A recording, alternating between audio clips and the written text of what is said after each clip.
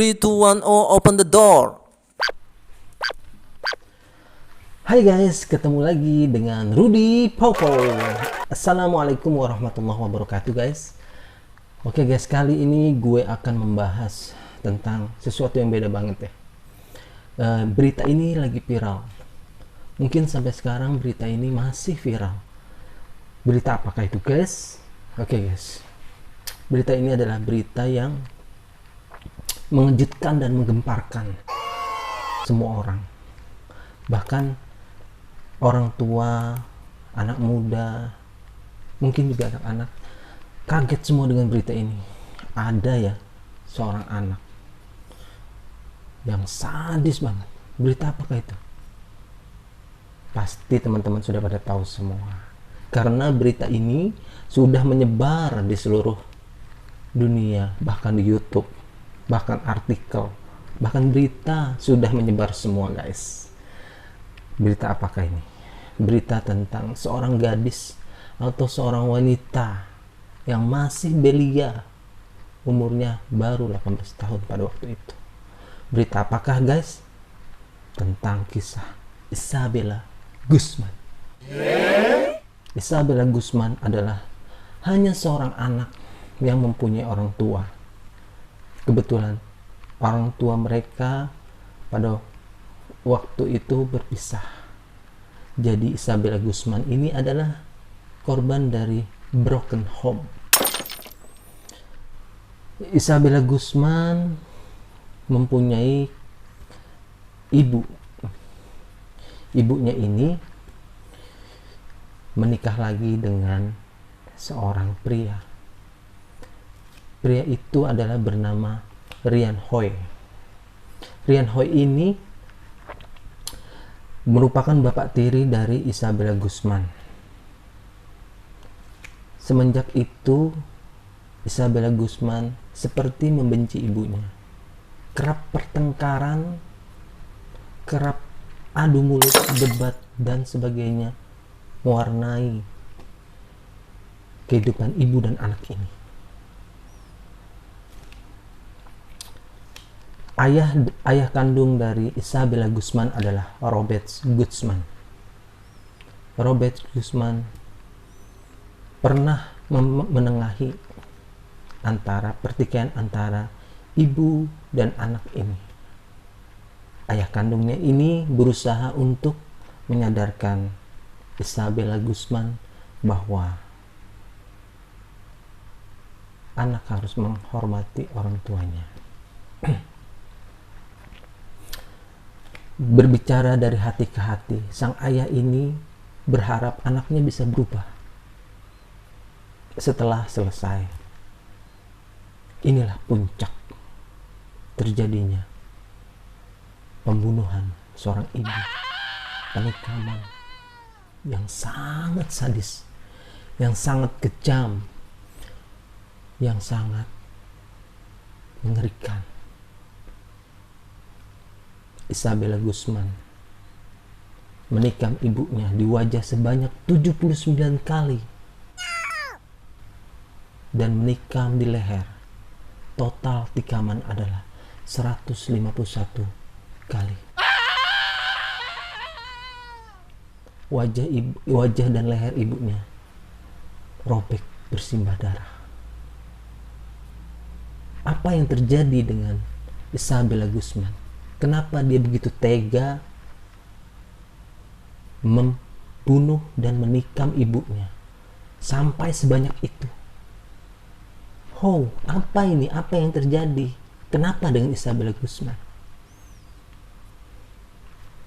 Kita akan menguak fakta, menjabarkan, memaparkan. Anda yang menyimpulkan. Cukup. Isabella Guzman adalah seorang anak yang masih berumur 18 tahun. Pada saat ibunya lagi bekerja, dia mengirim sebuah email kepada ibunya. Email itu berisi ancaman. Email itu berisi kata-kata yang tidak sepantasnya seorang anak mengucapkan itu. Apa yang dia katakan? Isabella Guzman mengatakan bahwa kamu akan membayarnya. Mendapat email dari anaknya, ibu kandung Isabella Guzman mulai menghubungi polisi.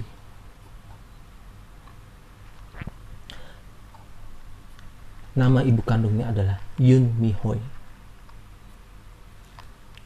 Kemudian polisi datang dan menjadi penengah antara konflik ibu dan anak ini. Konflik ini terus dan terus berlanjut. Setelah polisi menengahi, kemudian ayah kandungnya Isabella Guzman, Robert Guzman, juga menengahi konflik ibu dan anak ini.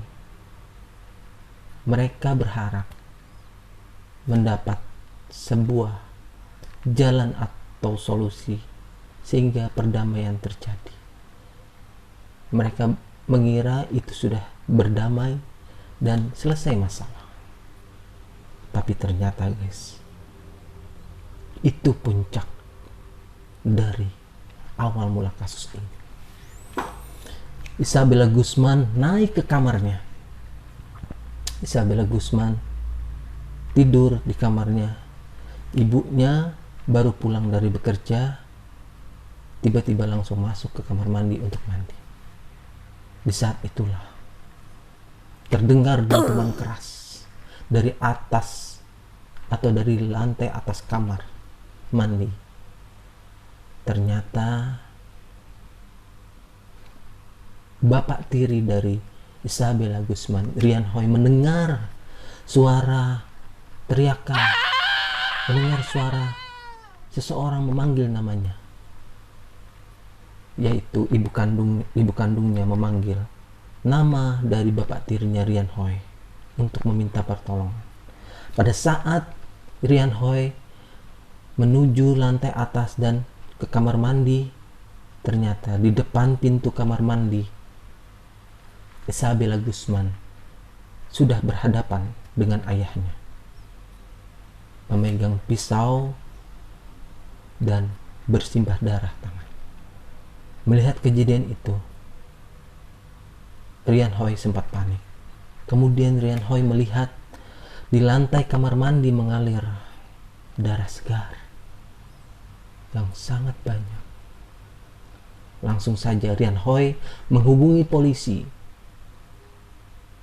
Kemudian Isabella Guzman melarikan diri ke minimarket terdekat dari rumahnya, bertemu dengan petugas minimarket, dan lagi-lagi Isabella Guzman berbohong bahwa dia diperkosa. Kemudian petugas minimarket langsung menelepon polisi. Dari kejadian itu sekitar pukul 21.30. Akhirnya sekitar 16 jam Isabella Guzman diringkus oleh polisi. Dari kejadian itu kita bingung apa yang terjadi dengan anak ini. Anak yang masih belia, perempuan, bisa melakukan perbuatan kejam. Kenapakah? Ini yang akan kita cari, fakta dan pemaparan tentang apa yang terjadi sebenarnya dengan Isabella Guzman. Ternyata pada saat persidangan, Isabella Guzman dinyatakan tidak dipenjara. Kejadian itu berlangsung sekitar tanggal 23 Agustus 2013.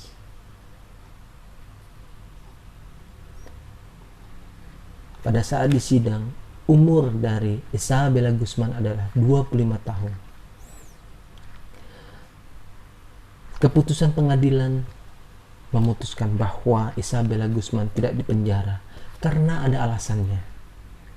Karena ada bukti yang kuat bahwa Isabella Guzman mengalami penyakit jiwa. Dari dokter yang merawat Isabella Guzman menyatakan bahwa Isabella Guzman sedang sakit jiwanya. Sakit parah, delusi, halusinasi.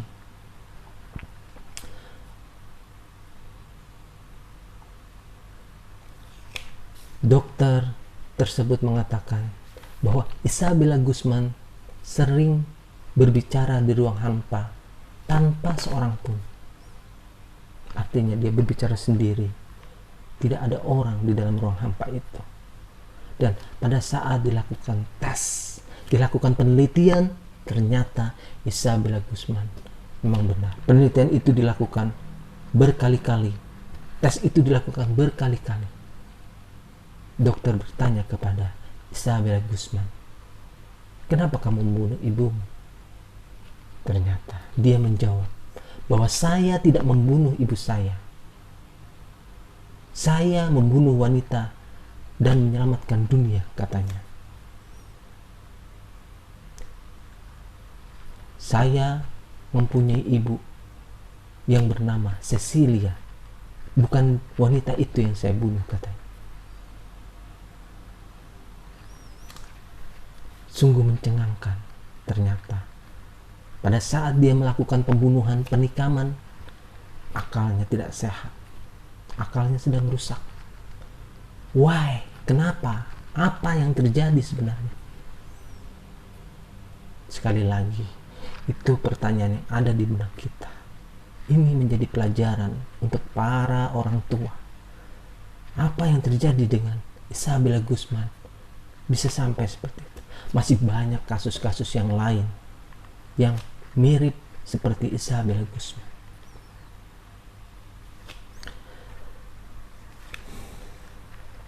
Saya akan membahas dari psikologi, tinjauan psikologi, kenapakah Isabella Guzman melakukan itu.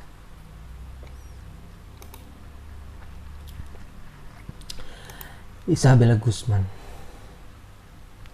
tidak dipenjara, tetapi dia dikirim ke rumah sakit jiwa dan akan menghabiskan sisa umurnya di rumah sakit jiwa tersebut. Sama guys, apa bedanya di penjara? Bedanya sih dia ditahan di rumah sakit jiwa untuk diobati. Oke, bisa diterima. Kemudian menurut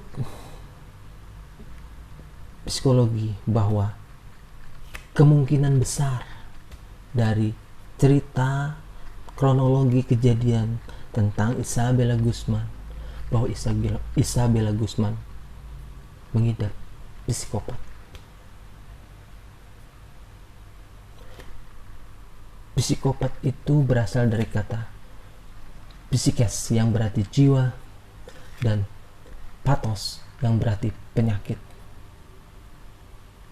Penyakit jiwa. Penyakit kejiwaan yang dicirikan oleh tindakan yang bersifat egosentris dan antisosial dikarenakan suatu gangguan kepribadian yang ditandai dengan sikap tidak sensitif, kasar, manipulatif, mencari sensasi, dan antisosial. Dan dia suka berbohong, suka mengintimidasi, suka membuli, berlaku kasar. Psikopat tidak bisa merasakan apakah perilakunya salah atau benar, dan cenderung tidak memiliki empati dan tidak memiliki kemampuan memahami perasaan orang lain. Ini merupakan ciri dan tanda psikopat. Untuk itu, bagi para orang tua, kenalilah ciri-ciri ini. Apakah ada di anak-anak kita?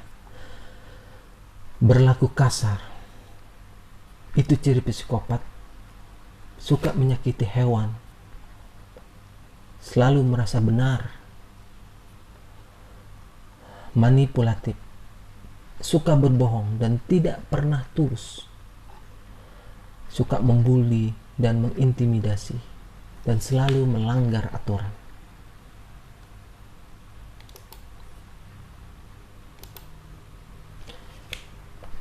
Psikopat mempunyai dopamin.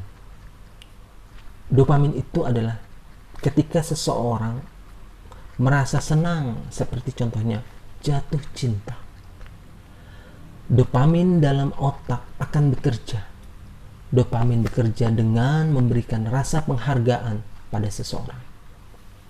Psikopat memiliki kecenderungan pada dopaminnya. Otaknya tak hanya memproduksi dopamin, tetapi juga menganggap dopamin lebih berharga dibandingkan dengan senyawa otaknya.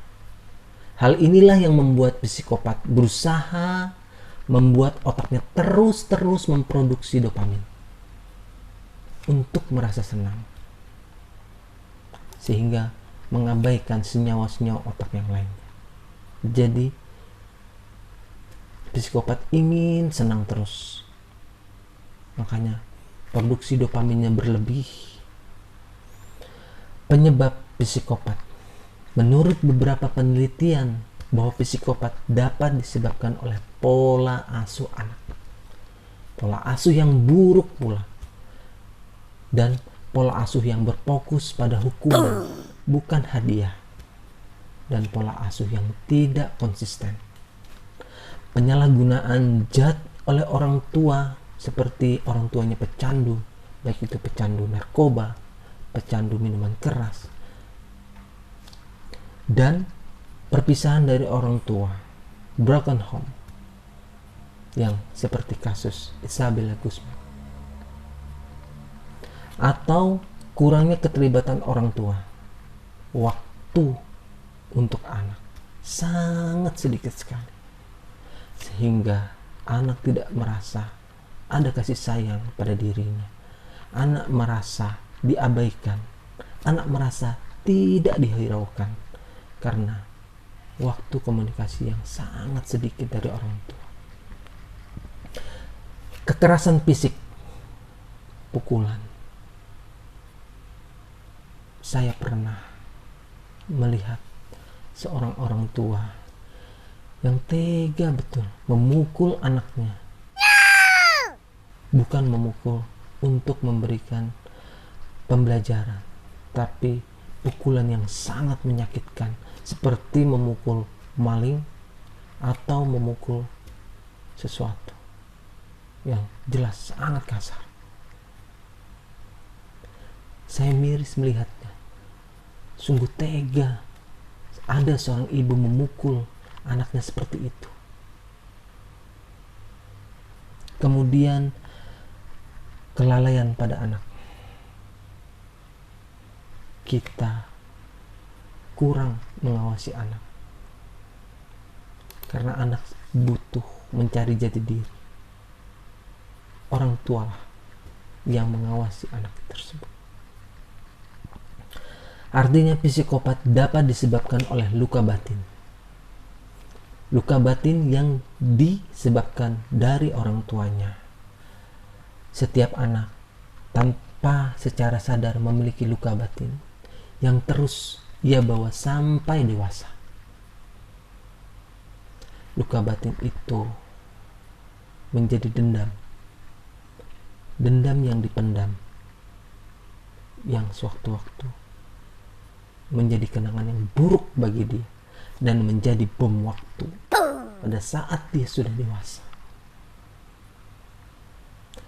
Tapi terburuknya adalah dari luka batin itu anak bisa menjadi psikopat atau bahkan mampu mengakhiri hidup dengan bunuh diri. Saya sering melihat di berita bahwa ada anak yang bunuh diri, padahal anak itu cerdas. Anak itu IQ-nya di atas rata-rata. Ternyata anak itu bunuh diri. Usut punya usut, ternyata orang tuanya terlalu menekan dia untuk menjadi ranking 1. Terlalu memaksa dia untuk menjadi apa yang diinginkan oleh orang tua. Anak itu sudah tidak tahan. Akhirnya melakukan jalan pintas, bunuh diri.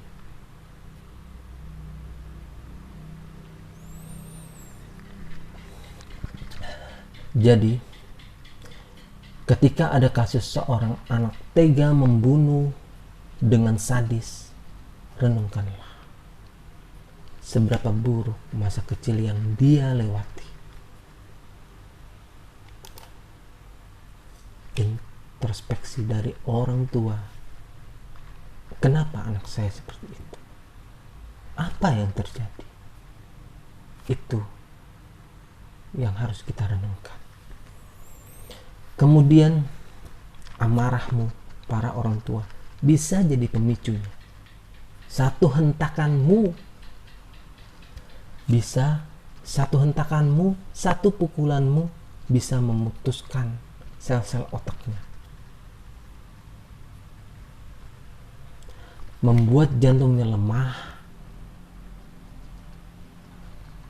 dan membuat lambungnya lemah, jantungnya lelah karena stres akibat amarahmu. Pasti anak itu kepikiran terus. Setiap ada teman saya, ada seseorang, dia lemah jantungnya. Ternyata masa kecilnya dia sering dimarahin, sehingga sedikit-sedikit pingsan. Dan mendorongnya untuk jadi pemalu, introvert, emosional, dan mencari pelampiasan. Wahai para orang tua, yuk sama-sama kita belajar. Saya pun masih belajar. Utamakanlah kebahagiaan anak kita. Jaga kesehatan mentalnya. Karena mental anak kita adalah aset untuk dia menjalani hidup di masa depan. Anak adalah titipan. Jaga fisiknya, jaga juga hatinya, jaga mentalnya. Anakmu dititipi oleh Sang Pencipta. Banyak di luar sana yang berjuta mata yang tak berhenti menangis, memohon untuk dititipi oleh Sang Pencipta.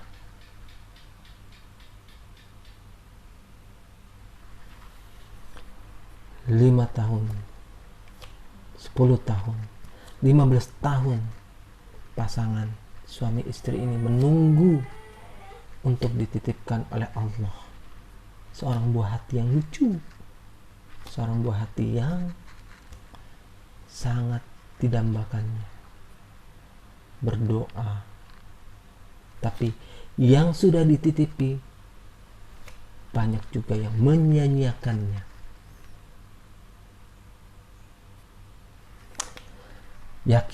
Yakin bila engkau diberikan kepercayaan, maka engkau akan diberikan kemampuan, kemudahan, dan perlindungan dalam mendidiknya. Jadikanlah contoh yang baik untuk keturunan. Contoh yang baik untuk keturunan. Jika ingin anakmu menjadi baik, ingin anakmu menjadi soleh, maka orang tua dulu yang baik, orang tua dulu yang soleh. Ingat, pendidikan di keluarga adalah pendidikan karakter anak. Yang membentuk anak bukan di sekolah. Di sekolah hanya beberapa persen. Sisanya 80-90% adalah pendidikan di keluarga. Anak selalu mencontoh orang tua. anak selalu melihat apa yang dilakukan orang tuanya.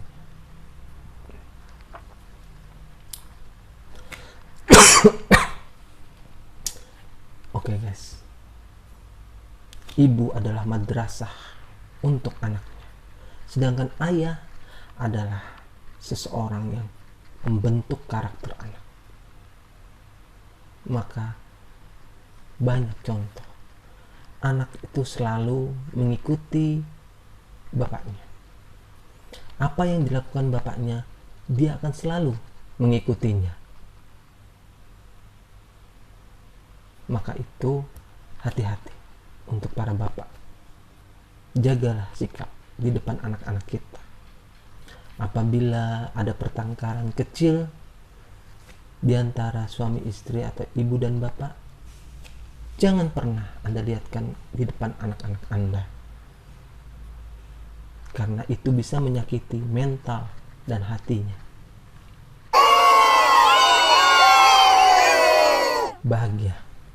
Bahagiakanlah anak-anak Anda.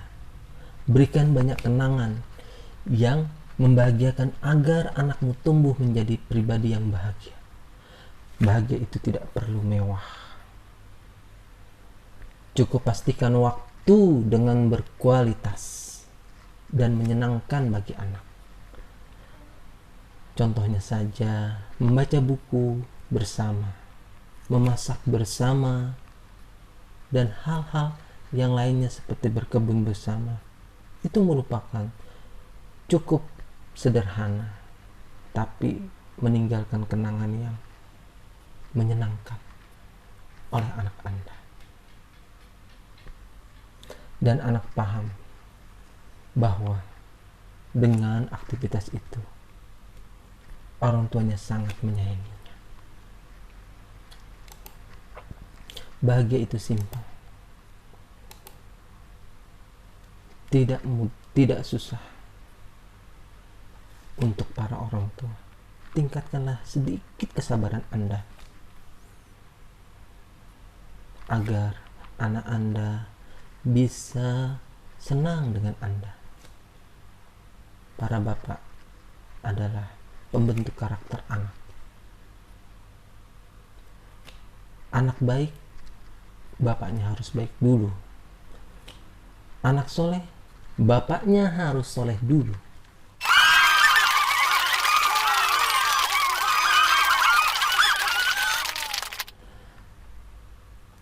Didiklah anak Anda dengan kelembutan.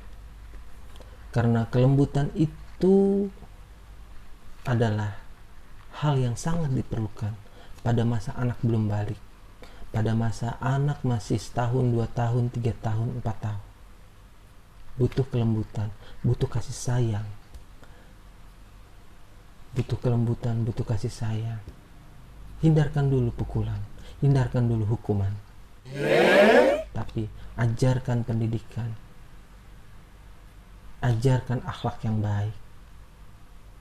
Sehingga anak bisa mencontoh kebaikan dari orang tuanya. Anak adalah investasi masa depan. Jagalah, hati-hatilah dalam bersikap dengan kelembutan.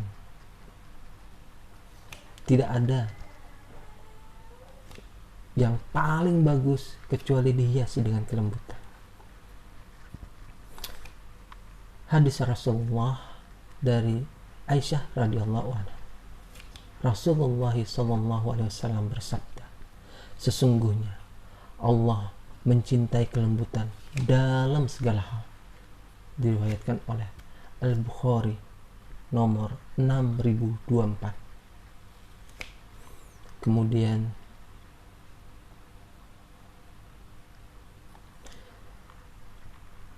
dari Aisyah lagi bahwa Rasulullah Shallallahu Alaihi Wasallam bersabda, jika Allah Azza wa Jalla menginginkan minta bagi anggota rumah tangga, Dia akan memasukkan kelembutan kepada mereka.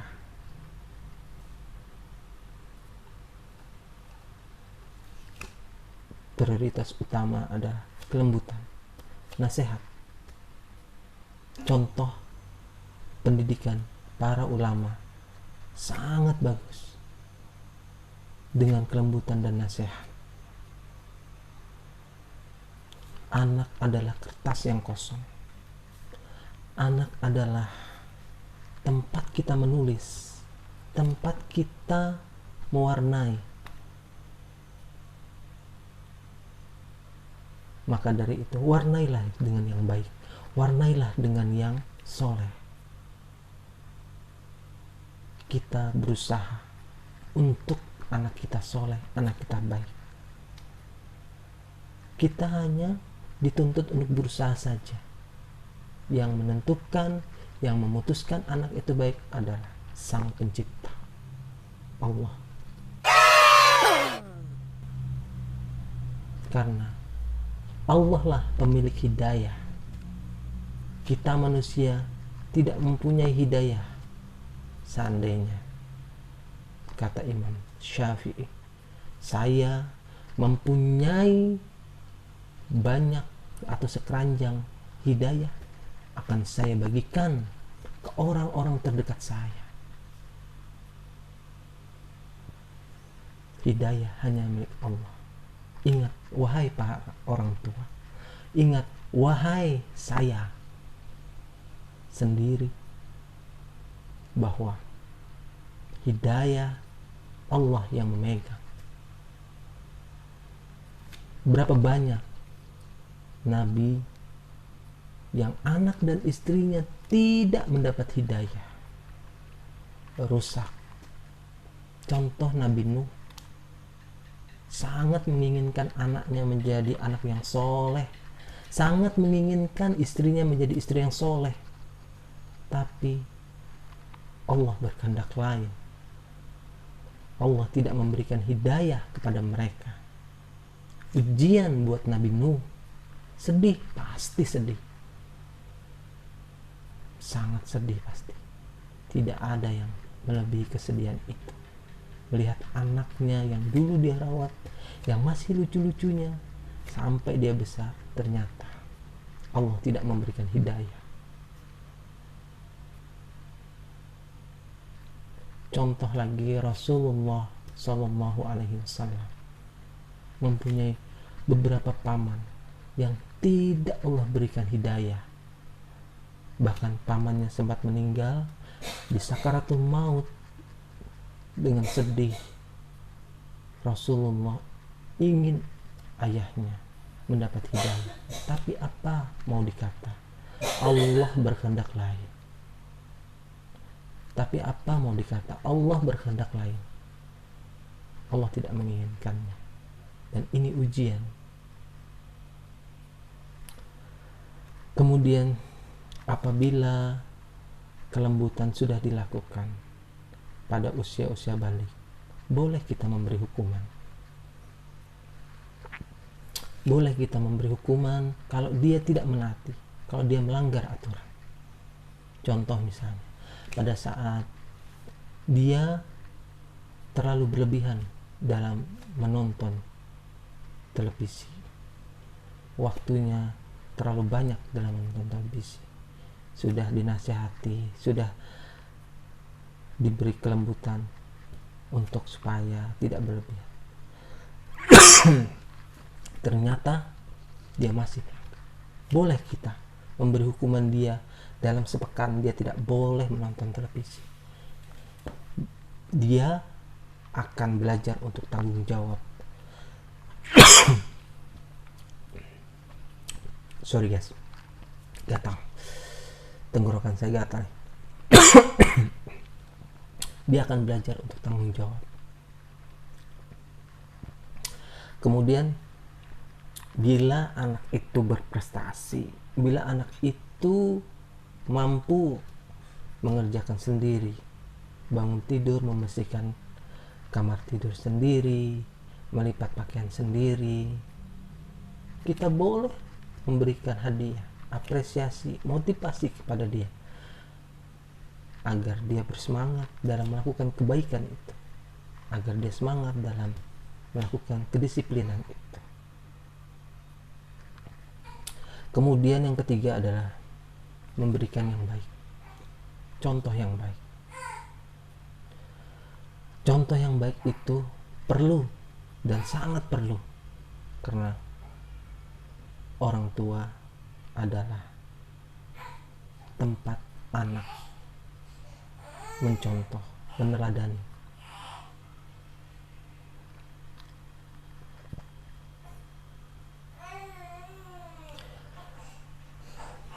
Hal pertama yang Anda lakukan untuk mendidik kesalahan anak-anak saya adalah membuat diri Anda sendiri menjadi soleh. Karena kesalahan mereka adalah bentuk kesalahan dari kesalahan Anda. Hanya perbuatan baik yang harus Anda lakukan. Dan tinggalkanlah perbuatan yang jelek di hadapan mereka.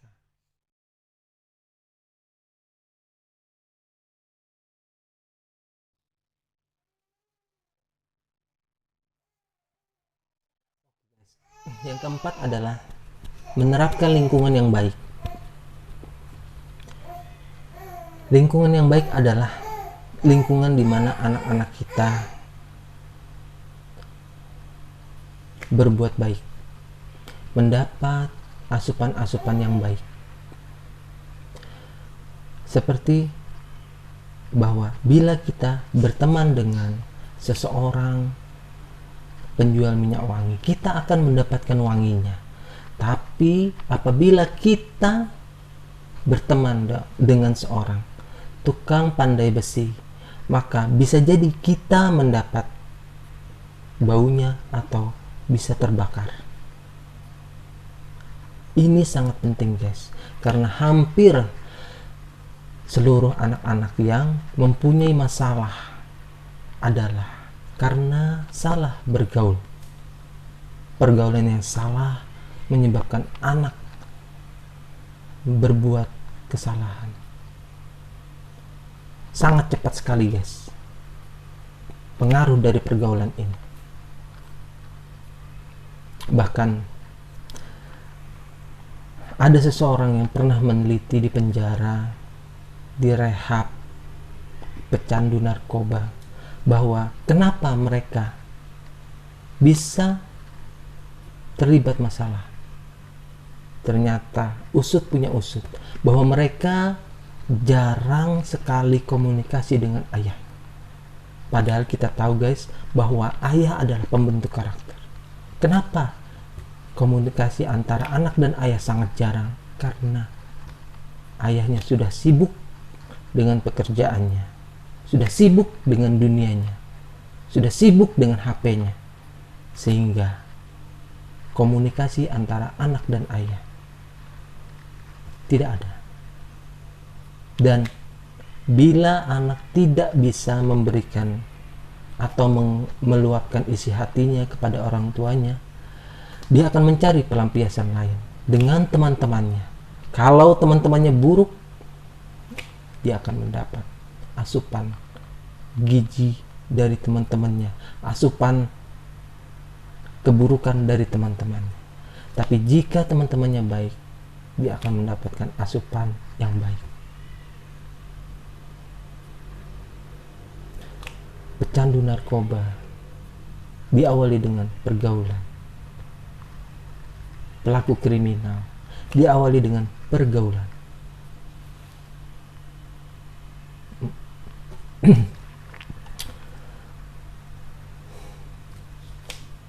Firman Allah dalam surah Al-Furqan, dan hamba-hamba Ar-Rahman adalah mereka yang mengatakan, ya Tuhan kami, anugerahkanlah kepada kami istri-istri dan keturunan kami yang akan menjadi penyejuk mata kami, dan jadikanlah kami sebagai pemimpin orang-orang yang bertakwa. Surah ke-25 ayat 74.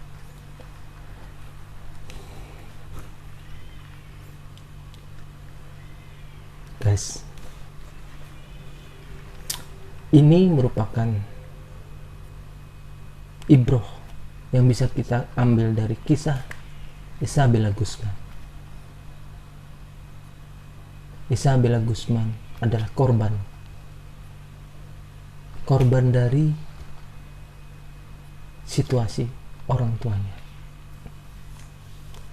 Isabella Guzman tidak menghendaki hal ini terjadi, tapi ini terjadi,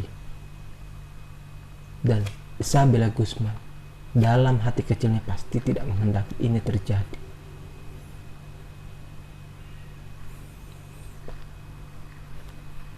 Isabella Guzman adalah salah satu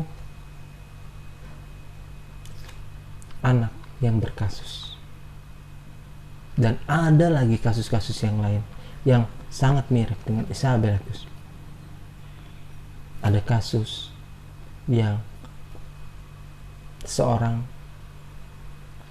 warga Indonesia juga yang membuat masalah di luar negeri bahwa dia memperkosa, padahal dia orang yang cerdas. Dia sudah pasti tahu siapa.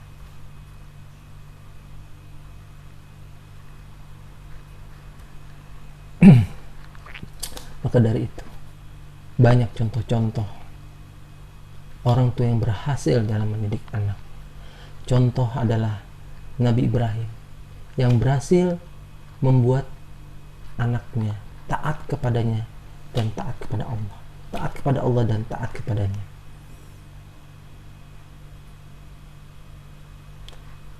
Contoh seorang anak yang berbakti, Nabi Ismail, anak dari Nabi Ibrahim. Contoh lagi seorang sahabat Rasulullah yang bernama Uwais Al-Qarni. Uwais Al-Qarni, kisahnya menakjubkan. Uwais Al-Qarni adalah seorang pemuda yang tidak terkenal di dunia, tapi terkenal di langit. Dikenal oleh malaikat, dikenal oleh Allah. Doanya terkabul. Maka dari itu Rasulullah SAW menyuruh sahabat Umar untuk meminta doa kepada seorang pemuda yang bernama Uwais Al-Qarni. Bila engkau menemuinya, mintalah doa sebanyak-banyaknya. Mintalah didoakan sebanyak-banyaknya oleh Uwais Al-Qarni.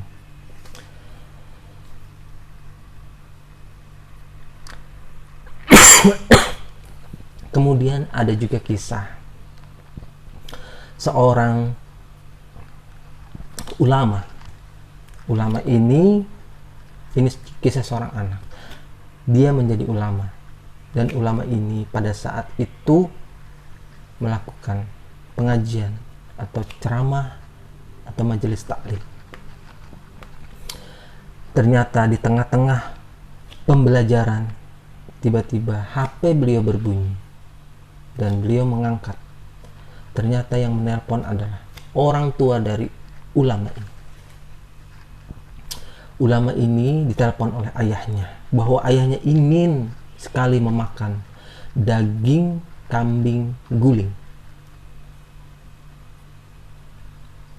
Dengan terburu-buru, ulama ini langsung menutup telepon dan meninggalkan majelis. Apa yang terjadi? Semua pada heran. Semua pada heran kenapa tiba-tiba guru kita ini pergi begitu saja meninggalkan majelis. Ternyata ingin memenuhi kebutuhan ayahnya, keperluan ayahnya, keinginan ayahnya. Beliau langsung ke pasar membeli kambing. Kemudian beliau angkat dan beliau hambin atau beliau gendong. Kemudian beliau pergi dengan berjalan kaki ke desa tempat ayahnya tinggal, yang jaraknya sangat jauh, bisa berhari-hari, bisa bermalam-malam. Kemudian ulama ini memasak dan menyajikannya untuk ayahnya. Di depan ayahnya adalah hidangan kambing guling. Kemudian ada juga kisah seorang ibu yang mempunyai 4 orang anak laki-laki. Keempat anak laki-lakinya ini ingin ibunya tinggal bersamanya. Tapi apa mau dikata, ibunya hanya satu. Semua anaknya ini, empat-empatnya ini, ingin ibunya tinggal pada mereka. Hingga kasus ini sampai ke pengadilan. Ada kasus seperti ini di pengadilan kita. Sungguh mencengangkan. Empat anaknya ini ingin ibunya tinggal bersama mereka. Hakim bingung memutuskan. Kemudian hakim bertanya kepada ibunya, engkau mau tinggal sama siapa dari keempat anaknya? Ibunya menjawab bahwa aku akan tinggal dengan si bungsu.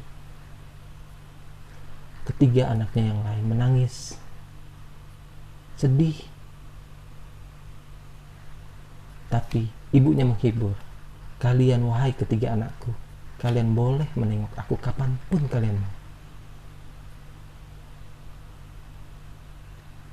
Ada keberhasilan orang tua seperti ini yang mampu membuat anaknya berbakti. Saya sering menonton di televisi tentang di berita bahwa ada anak yang tega memenjarakan orang tuanya karena permasalahan sepele. Apa ini? Inikah tanda akhir zaman?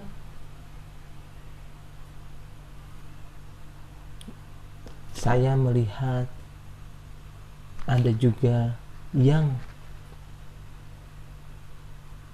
memberikan atau menitipkan anaknya kepada orang tuanya untuk dijaga, diasuh. Padahal orang tuanya sudah susah payah membesarkan dia, malah merawat cucunya lagi.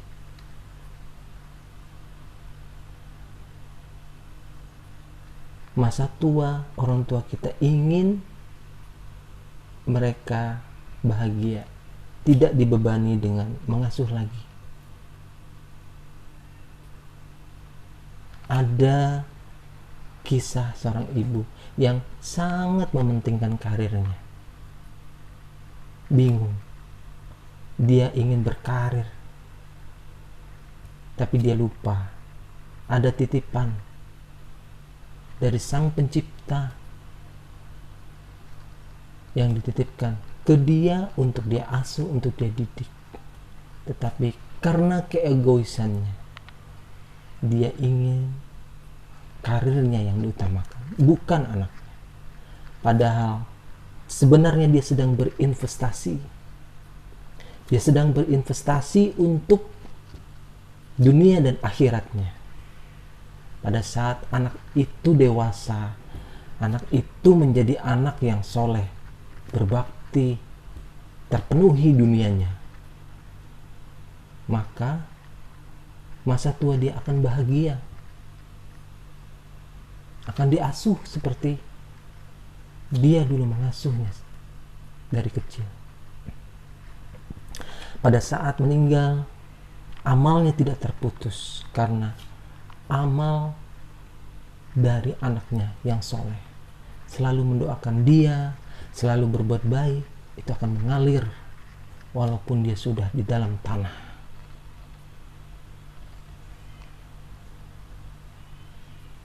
Apakah ini para orang tua tidak menyadari penyesalan datangnya belakangan, bukan di awal?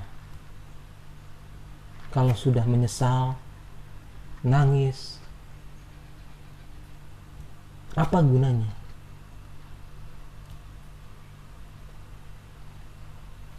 Kemudian ada kisah tentang pengorbanan seorang ibu yang anaknya belajar. Seorang ibu ini ingin anaknya menjadi ulama. Saya lupa apakah Imam Syafi'i atau Imam Ahmad.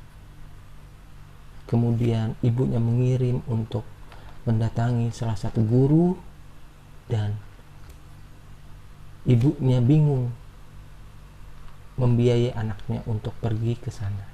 Apa yang ibunya lakukan? Ibunya menjual atap-atap rumahnya untuk mendapatkan uang dan mengirim anaknya untuk belajar. Pada saat anaknya belajar, ibu ini sendirian, hujan turun, bocor atap-atap rumahnya. Ada lagi kisah tentang Ashabul Kahfi yang anaknya adalah seorang pemuda yang terkurung di dalam gua dan tertidur. Pada saat dia bangun, gua itu tertutup dengan batu dan dia berdoa tentang kebaikannya dia, yaitu dia adalah seorang pengembala kambing. Pemuda ini adalah seorang pengembala kambing. Dia selalu memerah susu. Kemudian susunya itu tidak dia kasihkan langsung ke anak dan istrinya, tapi susu ini diberikan kepada orang tuanya. Sebelum orang tuanya mencicipi, anak dan istrinya tidak mencicipinya. Setelah orang tuanya mencicipi susu ini, baru anaknya dan istrinya. Dan ini merupakan kebaikan di hadapan Allah, dan pintu atau batu di gua itu terbuka.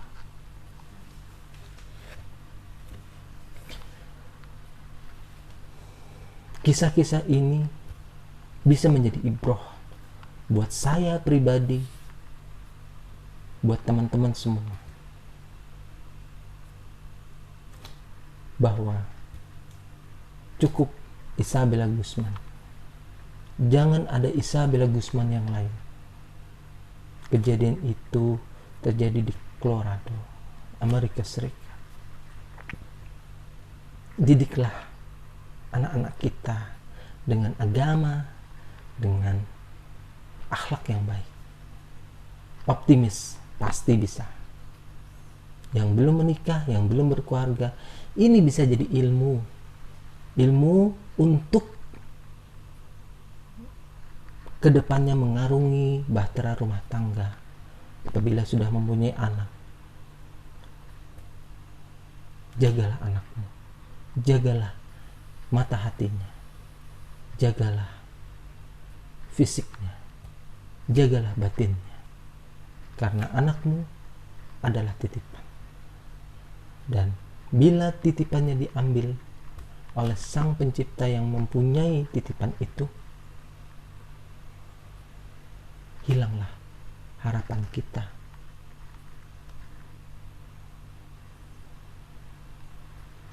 Hai guys, terima kasih yang sudah menonton channel saya ini. Saya akan terus mengupload video-video terbaru, berita-berita yang viral, dan akan menjabarkan, memaparkan Anda yang memberi keputusan, Anda yang menarik kesimpulan.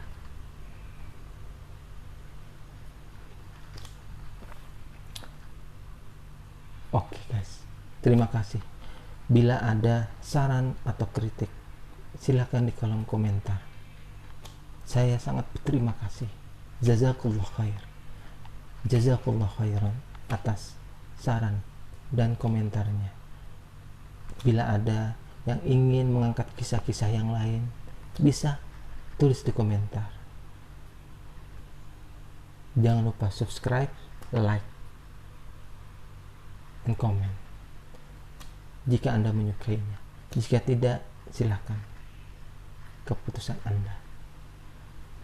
Yang subscribe dan like, saya akan selalu mendoakan semoga rezeki lancar, semoga Allah memberikan rezeki yang melimpah, semoga Allah memberi kesehatan, memberi ketenangan dalam keluarga. Terima kasih yang sudah menyempatkan waktunya untuk menonton full. Subscribe gratis guys. Terima kasih. Tanpa Anda, saya bukan siapa-siapa. Wabillahi taufiq wal hidayah. Wassalamualaikum warahmatullahi wabarakatuh.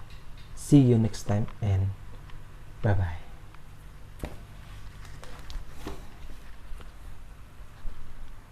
3, 2, 1, all close the door.